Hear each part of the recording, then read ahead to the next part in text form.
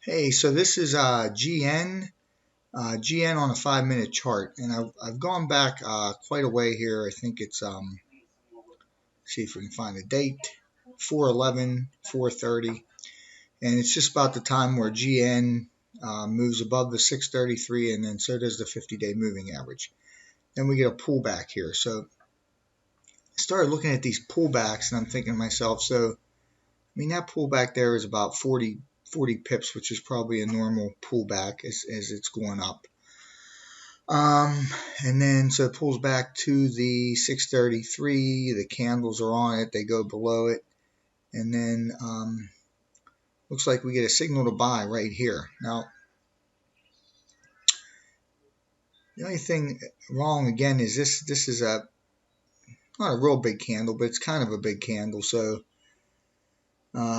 you might not take that signal, but even if you don't, you get another signal right here. So and the only thing about this signal is that it does, after it moves up a little bit, it moves up about 16 pips, and then it does drop, you know, quite a bit. But if you had like a 20 pip stop loss on this one, you'd probably still be in, and then it eventually moves up here to 42 pips, and then it just continues to go up even higher from there.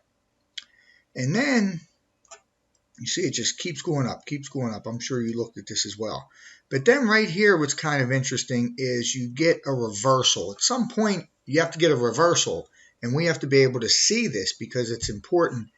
And I think, of course, one way to notice that it might be a reversal here as it gets up to the top here is that the drop down, back down to the 633 is over 100 pips.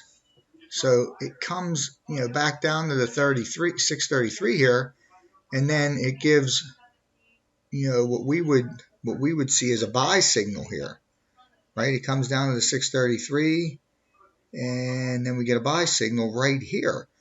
But we have to understand that because of this huge drop here, that this now is probably going to go lower, and that's exactly what it does. So then it goes lower, it goes below the 633, and then of course we get a